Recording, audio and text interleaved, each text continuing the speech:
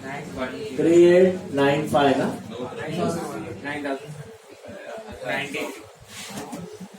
9,300.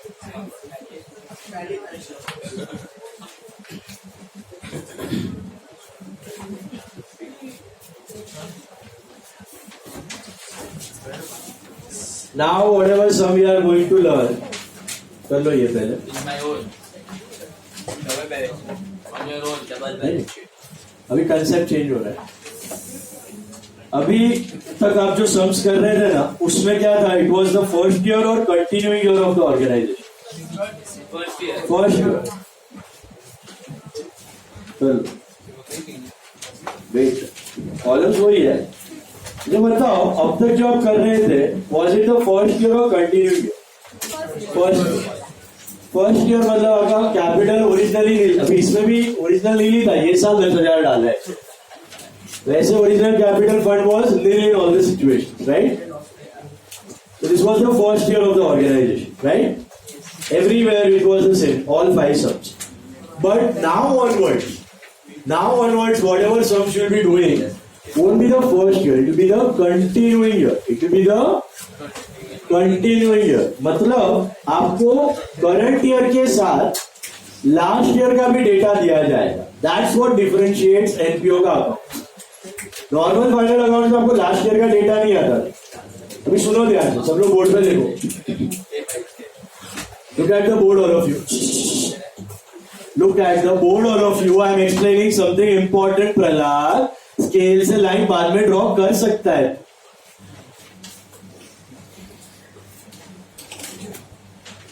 So now you will be getting data related to last year also. Okay? Adjustments current year के भी आएंगे और last year के भी आएंगे. अब के बाद ऑलमोस्ट हर एक सब में है. तो how to tackle them? So there might be, let's say outstanding expense. Current year का आउटस्टैंडिंग एक्सपेंस का दो इफेक्ट क्या होता है आपका? Add to expense and liability.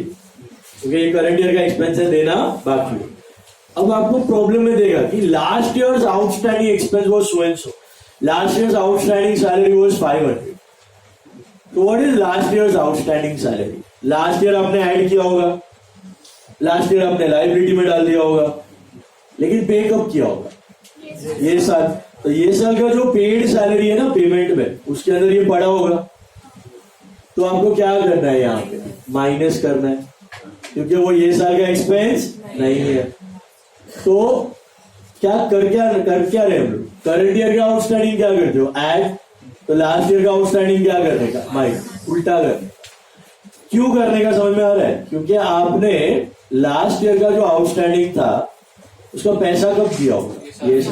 ये साल के पेमेंट में पड़ा होगा, तो इधर से हटाओ, वो ये साल का एक्सपेंस नहीं. What is the second effect? Last year liability. जैसे करंट ईयर आउटस्टैंडिंग किधर जाता है? Current year liability. Last year जाता है लास्ट ईयर लायबिलिटी. तो आपको एक बैलेंस शीट की जगह 2 बैलेंस शीट बनाने बोल सकते हैं समटाइम्स. एक बैलेंस शीट की जगह 2. दूसरी कौन सी? एक ये करंट ईयर वाली बैलेंस शीट और एक लास्ट ईयर वाली balance sheet. That will be balance sheet as on 31 March 07. हर एक सब में नहीं बनाना है, कोई सब में बनाना है. किधर बनाना है, क्यों बनाना है, सब में बताऊंगा सब. ठीक है? तो आउटस्टैंडिंग एक्सपेंस का लॉजिक समझा आपको? क्या था? Current year outstanding add, last year minus. क्यों माइनस? ये साल का एक्सपेंस नहीं है, तो हटाओ. अच्छा, what about current year's prepaid expense? What are the two effects of current year's prepaid expense? Minus from expense, stock means prepaid, and assets, that's current year's prepaid. What if they tell you there was last year's prepaid expense of 5? So you will add. Why you will add? What is prepaid of last year? आपने last year ये साल का पे कर दिया, last year पैसे ये साल के दे दिए, तो लास्ट ईयर से तो हटा दिया होगा माइनस करके, फिर एसेट में डाला होगा. तो यूज कब होगा? वो करंट ईयर में. तो करंट ईयर का एक्सपेंस हुआ ना, है कि नहीं? तो करंट ईयर में क्या करना? उसको ऐड. पैसे नहीं दिए, लेकिन expense belongs to this year, so you add. So current year का प्रीपेड आप क्या करते हो? माइनस. लास्ट ईयर का प्रीपेड क्या करने का? ऐड. और करंट ईयर का प्रीपेड का सेकेंड इफेक्ट क्या है? Current year asset. Last year के प्रीपेड का सेकेंड इफेक्ट क्या है? Last year asset. Last year's asset. Is it clear? Asset liability का इफेक्ट सेम ही रहेगा, लास्ट ईयर का last year asset liability, current year का करंट ईयर एसेट लाइबिलिटी, खाली प्लस माइनस क्या होगा, उल्टा उल्टा हो जाएगा। फिर इनकम रिसीवेबल है, फॉर एग्जांपल इनकम रिसीवेबल का मतलब क्या है, मिलनी बाकी है। तो करंट ईयर की आउटस्टैंडिंग इनकम क्या करते हो, करंट ईयर की इनकम रिसीवेबल क्या करते हो, ऐड करते हो और एसेट में डालते हो, मिलना बाकी है, बराबर है। लास्ट ईयर का इनकम रिसीवेबल दे दिया, लास्ट ईयर का आउटस्टैंडिंग इनकम दे दिया। लास्ट ईयर का आउटस्टैंडिंग इनकम का मतलब क्या है, इनकम कौन सी थी, लास्ट ईयर की थी, लास्ट ईयर आपने ऐड की होगी, लास्ट ईयर आपने एसेट में डाल दी होगी, पैसे कब मिले होंगे, ये साल। तो ये साल जो रिसीट में इनकम आई होगी उसके अंदर ये पड़ी होगी लास्ट ईयर की भी पैसे आए होंगे जो। तो क्या करनी है, लास्ट ईयर की आउटस्टैंडिंग यहां से माइनस, यहां से माइनस करनी है। क्यों माइनस करनी है, क्योंकि वो ये साल की income, let's say last year को 500 रुपए मिलने बाकी थे रिसीट्स के, और ये साल 10,000 मिले, तो 10,000 में वो 500 पड़े होंगे ना, क्योंकि ये तो क्या है, कैश अकाउंट है, जो रिसीट पेमेंट अकाउंट है ना, दैट्स अ कैश अकाउंट। वो देखता नहीं है कि कौन सा पैसा आया, लास्ट ईयर का आया आने दो, नेक्स्ट ईयर का आया आने दो, करंट ईयर का आया आने दो, पे करते वक्त भी नहीं देखता है, लास्ट ईयर का पैसा दिया जाने दो, करंट ईयर का गया जाने दो, नेक्स्ट ईयर का गया जाने दो। Cash bank account is bhelpuri, वो खाली देखता है पैसा आया कि पैसा गया। आपको यहाँ पे फिल्टरेशन करना है, यहाँ पे क्या दिखाना है, सिर्फ करंट ईयर का एक्सपेंस और करंट ईयर की इनकम, न लास्ट ईयर का कचरा न नेक्स्ट ईयर का। इधर न नेक्स्ट ईयर का आइटम दिखेगा न लास्ट ईयर का, इधर सिर्फ क्या दिखेगा, करंट ईयर की इनकम और करंट ईयर का एक्सपेंस। इसीलिए ये जो आप करंट ईयर की आउटस्टैंडिंग ऐड करते हो, वो ऐड क्यों करते हो, क्योंकि income belongs to current year, और लास्ट ईयर की माइनस क्यों करते हो,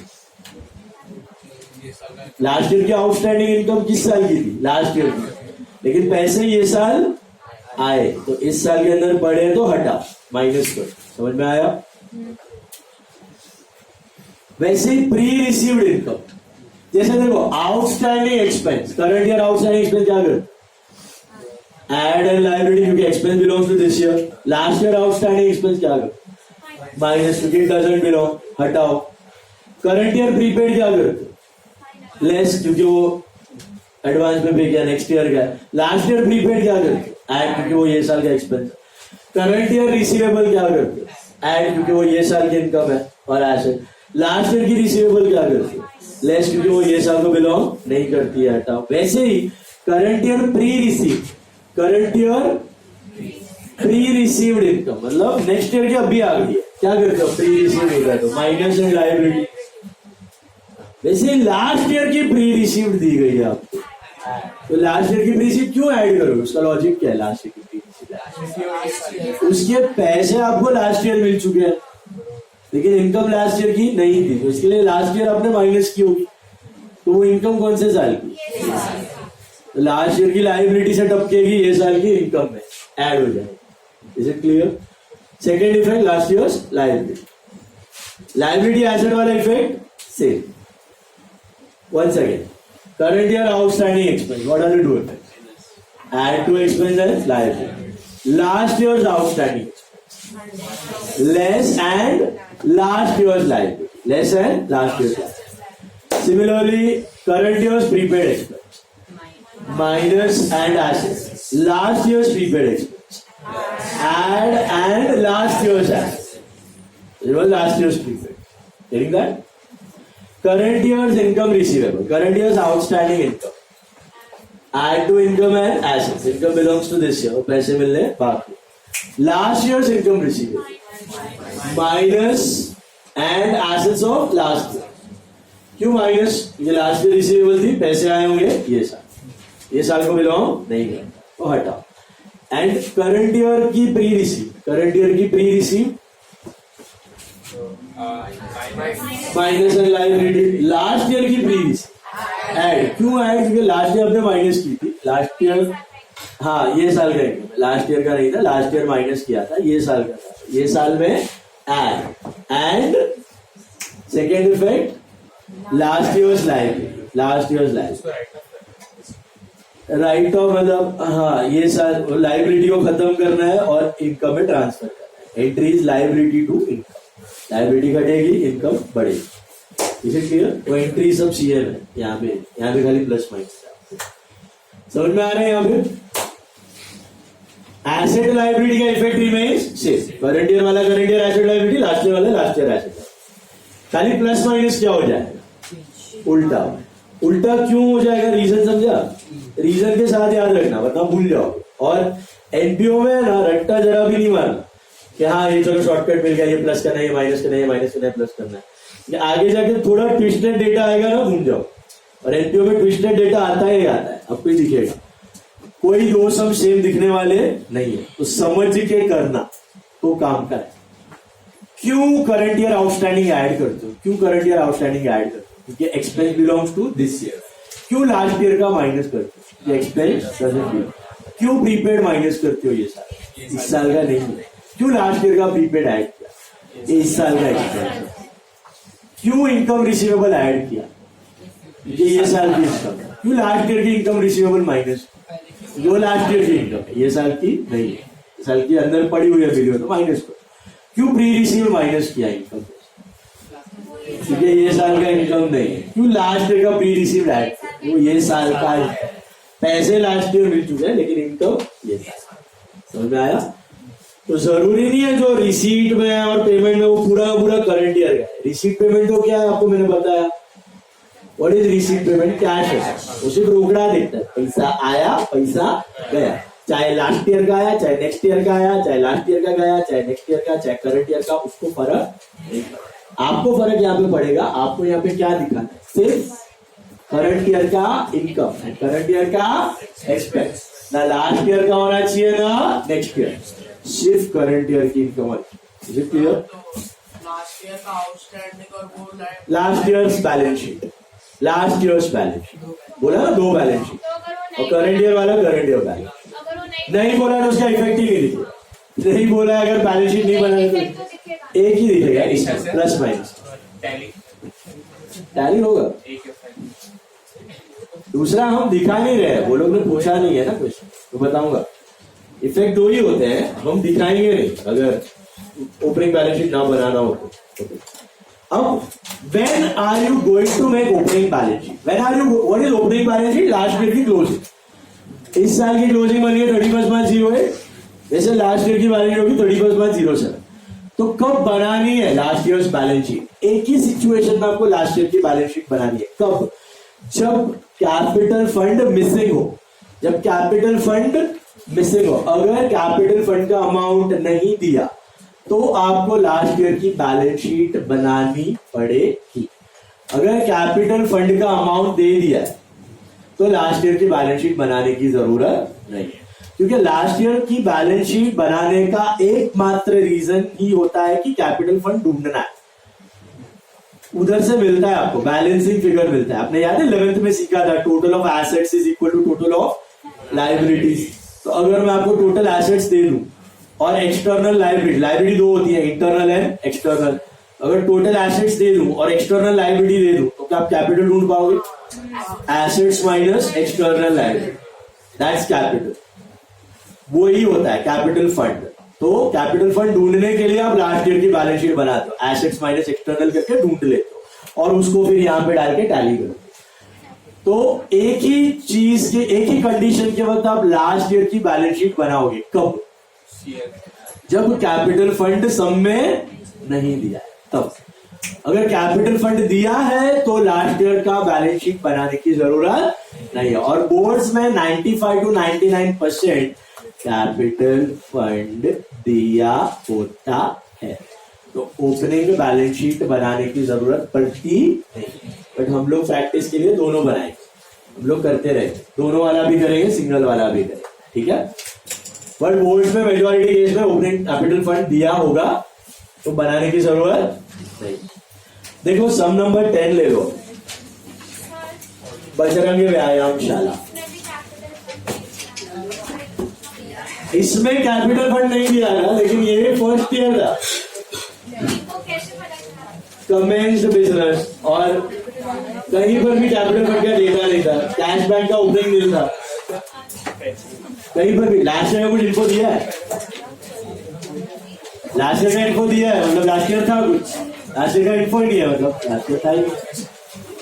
मैं वही तो शुरुआत में बोला आपको, पहले 5 साल जो आपने किए थे ना बॉस, उसमें लास्ट ईयर का कुछ भी डेटा दिया था? पहले 5 साल उन्होंने जो किया ना उसमें लास्ट ईयर का एक डेटा नहीं था, मतलब फर्स्ट ईयर था organisation, it was the first year. But now whatever we are doing is continuing, is a continuing. आपको देखिए पता चल जाएगा, देखो। From the following receipt and payment of Bajrang Vyayamshala Amravati and adjustments given to you prepare income and expenditure and balance sheet. Start with the payment side, please mark it down salaries. बोलो expense, 10th sum, 10th sum. Entertainment expense, expense. Lighting, answer fast. General expense, expense. Taxes, expense. Investment, assets. Printing stationery, expense. ध्यान से पढ़ना, ध्यान से next वाला. Expenses of 06 paid. Expenses of 06 paid. Prepaid expense था, ये क्या है? प्रीपेड लास्ट ईयर का आउटस्टैंडिंग। एक्सपेंस था क्या? ये है ना जीरो। अपना करंट ईयर कौन सा है? 07। इसमें दिख रहा है कि 06 का आपने पे किया है। 06 का अभी क्यों पे किया है? ये लास्ट ईयर पेएबल होगा, तो मतलब ये क्या था? लास्ट ईयर का आउटस्टैंडिंग एक्सपेंस। तो what are the payment of last year's outstanding expense? Liability of last year and minus from expense. ये बेसिकली माइनस होकर 0 हो जाएगा। 2400 माइनस 2400 बिकम 0 ही हो जाएगा, तो लिखने की जरूरत नहीं है। तो इसके लिए एक शॉर्टकट आप याद रख सकते हो बैक ऑफ द माइंड। जैसे शॉर्टकट, जैसे फाइनल अकाउंट्स में याद है आपको, ट्रायल बैलेंस का item has 1 effect and adjustments have got 2 effect. वैसे ही इन एनपीओ रिसीट एंड पेमेंट में अगर कोई आइटम आ गई, इट हैज जस्ट 1 इफेक्ट, लेकिन अगर एडजस्टमेंट में आई it has 2 effect. Same logic है, रिसीट पेमेंट में आ गई तो 1 और एडजस्टमेंट में आई तो 2। ध्यान रखें, अगर कोई आइटम एक बार रिसीट पेमेंट में आ गई तो एक ही इफेक्ट रहेगा, भले ही उसको एडजस्टमेंट में रिपीट करके दे दो, फर्क नहीं पड़ता। एक बार ही कोई आइटम रिसीट पेमेंट में आ गई तो इट विल हैव जस्ट 1। उसको 2 बार 3 बार एडजस्टमेंट में रिपीट करके देने दो, कोई फर्क। वो एक shortcut rule back of the mind आप याद रख सकते हो। कहीं अटक गए तो receipt payment item will have just 1, adjustments हमेशा ऐसे ही रहेगा। तो ये जो एक्सपेंसेस ऑफ 06 पेड है, ये है कौन से एक्सपेंस? करंट ईयर के है कि लास्ट ईयर? तो क्या करंट ईयर एक्सपेंस में दिखाने चाहिए? इधर कौन से दिखते हैं? 07 के दिखते, 06 के यहाँ पे नहीं दिखते। कहाँ है? कहाँ जाए? लास्ट ईयर लायबिलिटी, और पूरा का पूरा पे ऑफ हो चुका है, तो इधर कुछ दिखने वाला एक्सपेंसेस 0। अब प्रेजेंट करने के लिए ऐसे दिखा सकते हो, expenses of 06 less outstanding of last year 2400 minus 2400 निल, पर वो निल ही हो रहा है तो दिखाने की जरूरत। हाँ, अगर 5000 में से 2000 लास्ट ईयर का होगा तो दिखा दे 5 माइनस 2 3, बट पूरा ही 0 हो रहा है तो दिखाने की जरूरत। फिक्स्ड डिपॉजिट, तो उसके बाजू में लिखो एक्सपेंसेस ऑफ 06 पेड के बाजू में लिखो, जाएगा किधर? Last year liability. Then go to last year liability, just 1 effect. Last year's liability, 1 effect. हमारा नहीं, क्योंकि हम लोग ये सब में actually last year balance sheet नहीं बनाएंगे, आपको पता चलेगा। Fixed deposit, asset, balance carried down, cash balance, asset, please mark ginger. Balance, opening balance दिया ही नहीं है, वो जानबूझ के नहीं दिया, प्रिंटिंग एरर नहीं हो। आपको ढूंढना है वो अमाउंट, कैसे ढूंढना है? बहुत सिंपल है। 34040 दिख रहा है टोटल, माइनस सब करोगे तो आपको मिल जाएगा ऊपर ओपनिंग बैलेंस। करो कैलकुलेट कितना आ रहा है। 34040 माइनस ऊपर का मसाला, इट्स आई थिंक 4160। तो 4160 आपका ओपनिंग बैलेंस है। Opening balance is the hit, is this the first year और कंटिन्यूइंग? कंटिन्यू होगा तभी तो ओपनिंग बैलेंस होगा।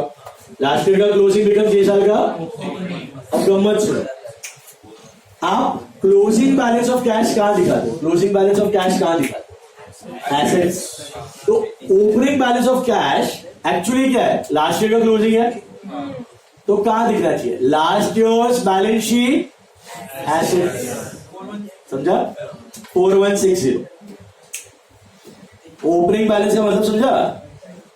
What is opening balance of cash? Last year का क्लोजिंग बैलेंस जाएगा किधर? लास्ट ईयर बैलेंस शीट है, जैसे करंट ईयर वाला current year asset, last year वाला लास्ट ईयर एसेट, तो किधर लिखने का opening balance of cash? Last year balance sheet asset, उधर लिख लो last year balance sheet asset, last year balance sheet asset. Sir balance sheet 4160। हाँ भाई 4160 बोला ना, 4160। वो किधर जाएगा, किधर समझा? आंसर में last year balance sheet asset, closing will go to current year asset, opening will go to last year asset. Then subscription ध्यान से देखो, दो दिए हैं 6, 7 and 7, 8. Can you see that? Oh guys, 6, 7 is which year? This year 31st March 07 का ending है। 6, 7 is current year। Current year का subscription किधर जाएगा? Income, biggest income 16,000। उसके नीचे देखो 7, 8 का दिया है 412 प्री रिसीव्ड है।